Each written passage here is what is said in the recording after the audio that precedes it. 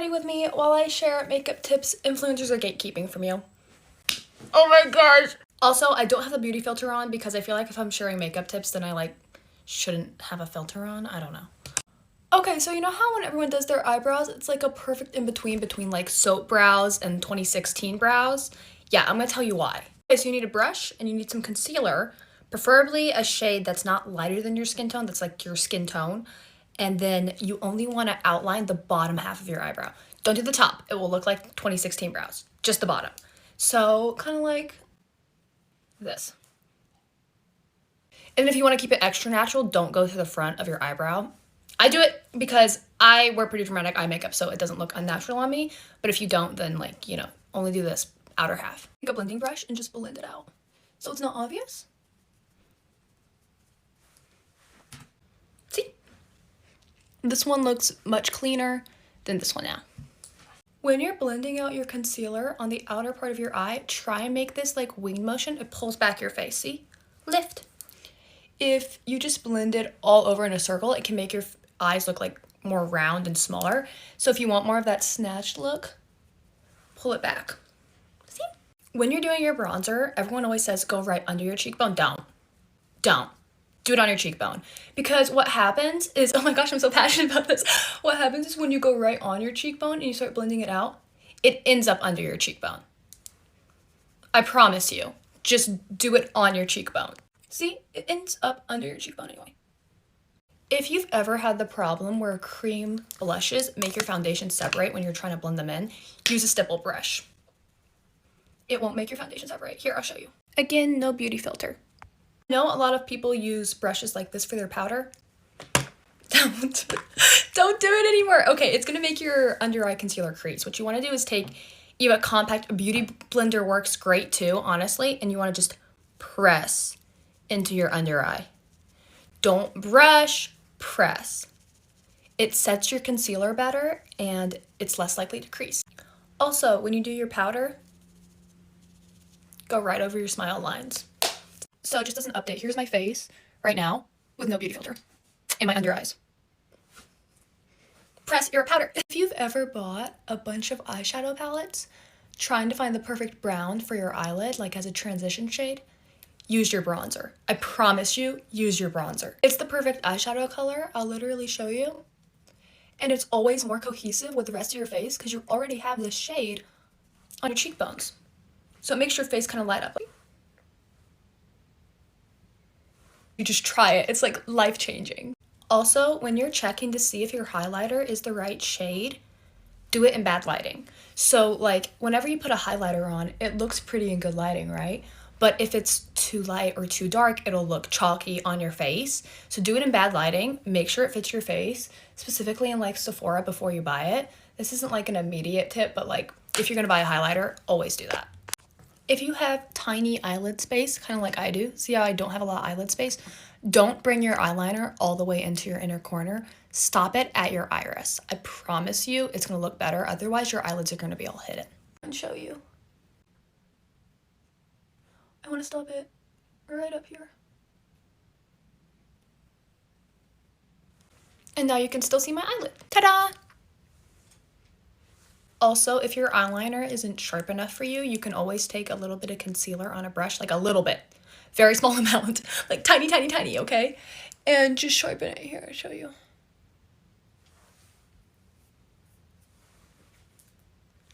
Ta-da! Next set of tips are on lashes. I have so many tips on lashes. I already know that I have to cut off always the outer corner. Don't do the inner corner. About this much of my lash just because I've done it so many times, but you always want to measure the eyelash to your eye, otherwise it's going to poke your inner corner, which I'm sure some of you guys have had experiences with. Also, take your lash, bend it. Bendy, bendy, bendy, bendy, bendy, okay? And even sometimes what's fun is to like put the front part down, the top part up very gently, and it'll give you like a more cat eye type look with your lash. This part is so important. When you're putting glue on your eyelash, okay? You have one, you have your glue. You want to do the outer corner first, okay? Go in towards the inner corner. And then just like put extra on the inner corner, because what happens is if you put your eyelash on the outer part of your eye first. You get to adjust it to the way you want it to lay going up, and then you do the middle, and then you have time to attach the inner corner where it's not going to dry super fast, and then kind of like lay weird and poke out at you, which happens a lot when you're first starting with eyelashes. So put extra glue on the inner part of your eyelash. Something like this could be helpful to look at. If you, oh, that's upside down for you guys, I'm sorry. You can just see the inner part has extra glue. So when it dries, you have more time to put it on your eye. I also do this to dry them. I don't know if that's helpful or not. This lash is about ready to put on, and it's so difficult for me to show you guys, but I'm gonna try my best. So when you put on your eyelash, you wanna go up, okay? Up. Attach it in the middle. Leave it alone for a second. Let it like sit for a second. Take your tweezers. I like to attach it to the outer part of my eye first, so it lines up with my eyeliner. Gosh, it's hard to talk and do this. Okay. And then I honestly give it a second to dry before I attach the inner corner. Which like looks stupid, but I promise you it helps. That's why we put the extra glue on there. Okay, now I'm just gonna attach the inner corner, and I kind of, be careful when you do this. If you're not used to wearing eyelashes, I squish my natural eyelashes down with it and kind of move it up. Ta-da! Okay, so sometimes in person, I see people's actual eyelashes, like their natural ones, under the fake ones, and it doesn't look good. So I just take a light layer of mascara, very light, and put it right on the eyelash. And then just to make sure that I don't see the fake ones, I press them together with the back of my tweezers. And then they like bond to each other. But don't use a tubing mascara because they will get stuck in the fake eyelash. Definitely use a regular mascara. Okay, my next tip is like a big deal. And I've never seen anyone tell anybody to do this, which drives me crazy. But I know they do. So basically, if you have hooded eyes, like I do, and you can't do the eyeliner all the way across or it'll cover your eyelid up, which is like really annoying. But see how there's like that gap in between my inner corner and this? Waterproof eyeliner. You want to fill that gap in. Also, take all the time in the world to do this. Okay? But you basically just want to fill the gap in. I have to get some more of this. It's like dried out, but I never wear lashes and don't do this. I promise you. It just like completes the look. You have to do it. Okay, so I know a lot of people don't like mascara under their eyes, but I do. If you have the problem where it always ends up in your under eyes because it just bleeds, just cover your eyes. It ends up around your eyes anyway, but it like protects right under your eyes and it won't like drip or spill or whatever you want to call it. If you insist on overlining your lips, please only do the bottom. If you overline the top, it's gonna look crazy, but you could do a little bit like this on the bottom. And I promise you no one's going to notice. But if you do the top, they probably will. If your Benetint gets everywhere and bleeds in your lips, it's because your lips aren't dry enough, so dry them out first.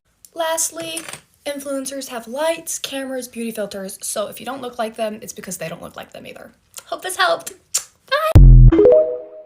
Let's talk about 8 makeup tips that will give you the most compliments. Number 1 is to add a serum or moisturizer to your makeup base. This is gonna help get that really like skin-like looking makeup look. Just makes me look like extra natural. Now you've got skincare and makeup all in one. Number 2 is to contour before your concealer. I use Mario in the dark shade and I love just using this all over my cheekbones, on my forehead. I love doing this before my concealer because then when I do my concealer, it's a lot more sharp and like outlined. I can also make it look a little bit more messy because then the concealer will clean it up. We're in our hot girl fall era, so despite the sun going away and the heat going away, we're still gonna make it work somehow. Number 3 is to set your concealer right after you do it. Concealer is the first thing to crease on our face, so literally you need to set it right as you blend it. I also love putting a little concealer on my eyelids. I know it's a hit or miss for some people, but it makes me feel so much more awake. I like when my concealer is a lot more high coverage and then my face makeup is less coverage. I feel like they go really well together, you know? Oh, I forgot primer.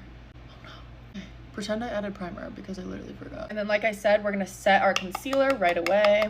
I use the Tarte all over my face. And then for my under eyes, which is the most important part, I'm using the Huda Beauty powder in the shade Cupcake. This is that light pink color and I feel like it does a really good job with the yellow undertone concealer. I don't know, call me crazy. Number 4 is powder blush under cream blush. I know I'm gonna get a lot of people saying no to this, but it's true. Patrick Todd does it, I do it. The girls that I'm friends with also do it. I find that the powder blush makes such a good base for the cream blush. And if you're going for the matte look, then definitely do powder blush over cream blush. But in my case, I really love a good glowy outside part of my face. So what I like to do, just take like a little beauty blender. I take a cream blush and I just go right on top. It does a really good job at bringing that glow back to my face. Super cute. Number 5 is your eyebrows. 3 very important steps when it comes to eyebrows, and if you want to master it, listen up. Start by outlining your brows. It doesn't have to be crazy, but just like start with like the underneath a little bit, draw on some fake hairs. Then you're gonna take a colored gel. I use almost everything Kosas. This is like my favorite thing in the world, especially if I'm just doing a natural makeup look. You're just gonna lightly brush it through like this. And then you're gonna take a clear gel. This is also Kosas, and just kind of extra hold it. You know what I mean? My go-to everyday brow.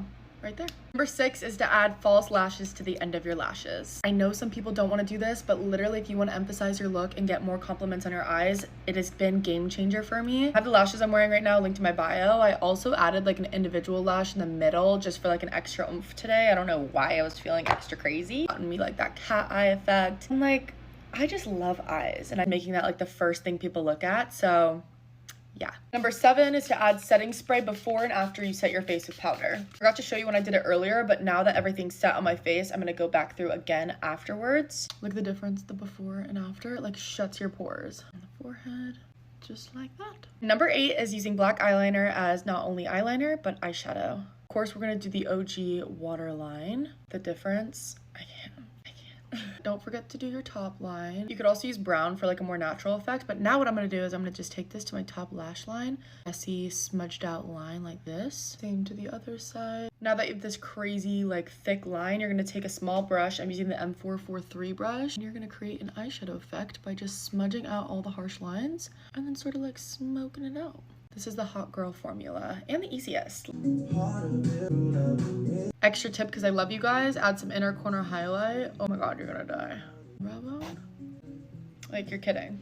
And I haven't even added bottom lashes yet. It's my final look. I'm obsessed with it. It was so easy to do. Like, literally took me no more than 20 minutes, 15 minutes. Love you guys. I post these every day, and I'll see you guys tomorrow. Bye. If you struggle with your base never turning out smooth, I got you, girl. First of all, skin prep is really important, and I just made a video showing my favorite products, so go check that out. Use any foundation that looks the best on your skin. Just make sure your beauty blender is damp. First, I'm starting on the areas where my pores don't look that big, and I'm tapping, I'm not rubbing. Wherever your makeup lifts the most, mine is my nose, literally rub in a circle like you're rubbing your moisturizer. And then just tap it in with your beauty blender. For reference, this is the side I did it on. This is the side I didn't do it on, and it's kind of already lifting off. So next you're gonna want to take your favorite creamy concealer. And the reason I leave my under eyes fully blank of foundation is so I can have as minimal product as possible so I don't get any creasing. So I actually blend the product more down than I blend it up. Okay, now that everything is blended out, I'm just leaving a bit of concealer there to sit. I go in with the MAC Studio Fix Powder Foundation, and I take a little fluffy brush. And I tap this over my whole entire base. Tap it, again, do not rub. And as you can see, it doesn't even mattify the glow underneath. And the reason I do this is so I could go over with powder everything, because when I do that, it ends up looking so seamless. And then from here, it gives me an idea of how it's gonna end up looking at the end, and it's pretty flawless, except for this side of my nose that I didn't do my technique. Okay, now listen up, this part's important. Our under eyes have started to crease a tiny bit, so I'm just gonna brush out. Look at the difference. Okay, now we're gonna wanna act fast. Take your favorite setting powder, make sure it's on there evenly, look up, and just press it in. Now keep doing that. I like going in a line right here on my nose because that's where I get oily. I have combination skin, so I just get oily in my T-zone. And that looks freaking flawless. And then I just take the rest on other parts of my makeup that would crease. Now take your favorite powder contour and lightly dust it on. And already that looks bomb. The way I get a smooth blush transition like that is taking my favorite blush and then using it to swipe away the powder. And then also just patting it on the top of my cheekbone. The only thing I hate about using powder products is that the blush literally fades in like an hour. Like in an hour you won't be able to see my blush at all. So I use the Patrick Ta little blush combo, and I do his little method. I take the cream blush and then I lightly pat it over. First of all, it gives me such a nice glow, and that's gonna make my blush stay all day. Patrick Ta is a genius for this because look at how it like brought me to life. But I do go over this with my powder puff again, just with like the excess product. And yeah, this is basically it. I don't know how you could fuck it up from here, so I'm just gonna finish my makeup off camera. I lied. The last thing I'm gonna tell you is make sure you use the Airbrush Flawless Setting Spray. Okay, just finished my makeup. This is what it looks like in natural lighting without the beauty filter. Let's do a little zoom test. Here's the side I used all of my techniques on, and then here's the side I skipped some of my techniques. And that's how you do your makeup to look like a baby's ass.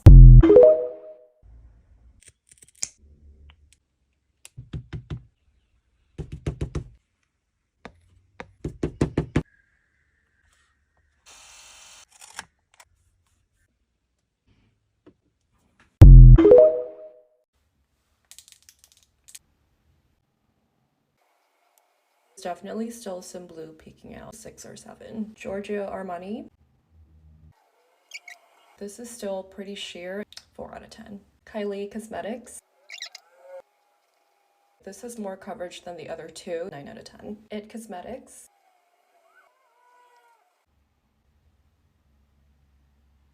Ten out of 10.